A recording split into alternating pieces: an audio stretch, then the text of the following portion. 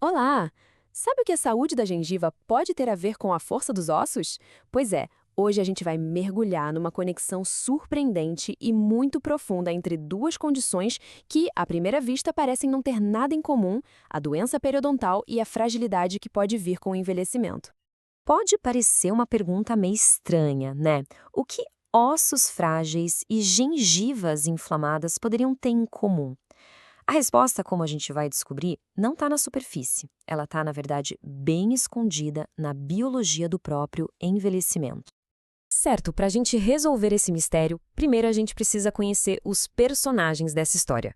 Vamos começar pelo primeiro, a condição muitas vezes mal compreendida da fragilidade. É muito importante entender que fragilidade não é simplesmente ficar velho. A ciência define como um estado clínico, uma vulnerabilidade maior que acontece por um declínio nas reservas e nas funções do corpo. Isso diminui a capacidade de lidar com estresses que antes eram simples, como uma pequena infecção ou até uma queda. E como é que isso é medido na prática? Bom, os pesquisadores usam um índice com 5 critérios bem específicos: perda de peso sem querer, uma exaustão constante, fraqueza, que é medida pela força da mão ao apertar algo, uma velocidade de caminhada mais lenta e, por fim, um baixo nível de atividade física. Quem apresenta 3 ou mais desses sinais já é classificado como frágil. E isso é bem mais comum do que se imagina. Estudos mostram que a prevalência de fragilidade em idosos que vivem em suas casas, na comunidade, é de 10,7%. Ou seja, não é algo raro. Estamos falando de uma questão de saúde pública bem relevante e significativa. Agora, vamos para o nosso segundo personagem, a doença periodontal. Basicamente, ela é uma condição crônica em que o próprio corpo reage de forma exagerada, com uma inflamação descontrolada, às bactérias da gengiva. A palavra-chave aqui, e guardem bem ela, é inflamação. A gente vai voltar nisso.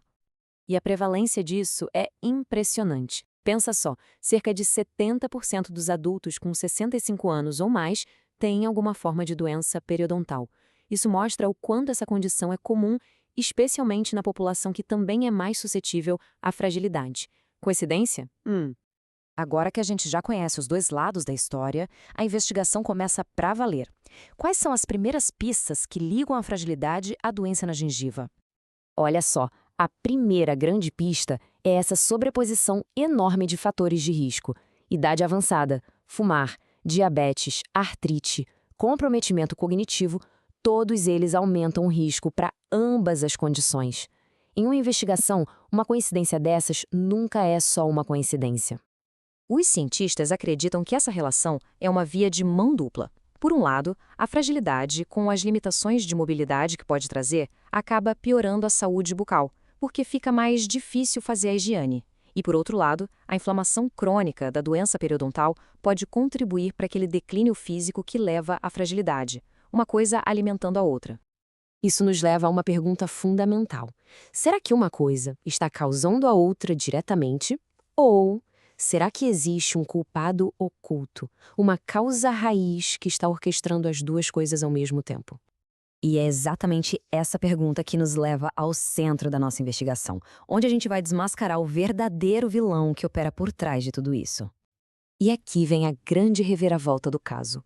A ligação não é uma condição causando a outra.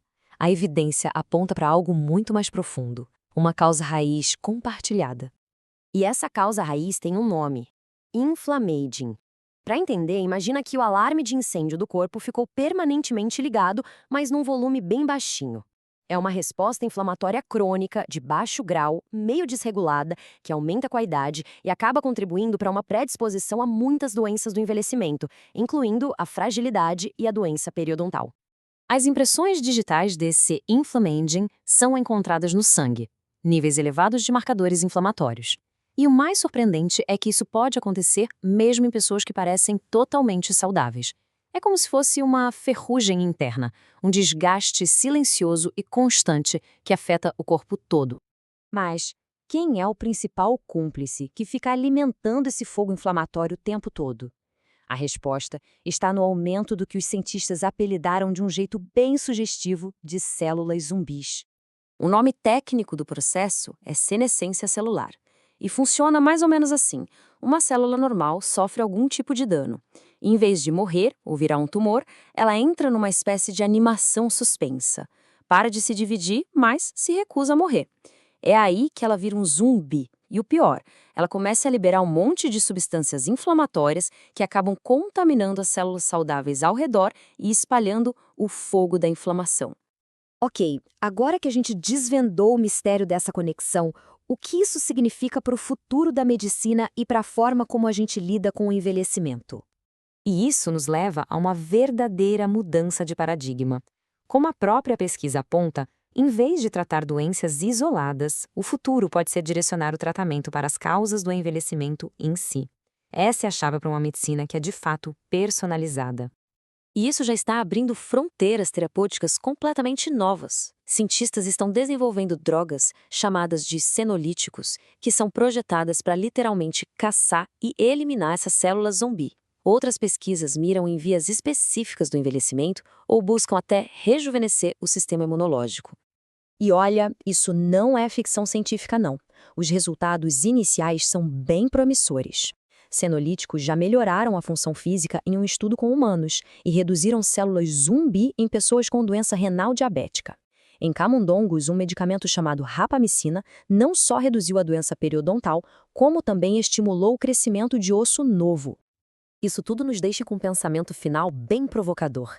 Já pensou se, um dia, um simples check-up no dentista pudesse se tornar um indicador-chave da nossa vulnerabilidade física geral? A saúde da boca pode ser uma janela muito mais clara para a saúde do corpo todo do que a gente jamais imaginou.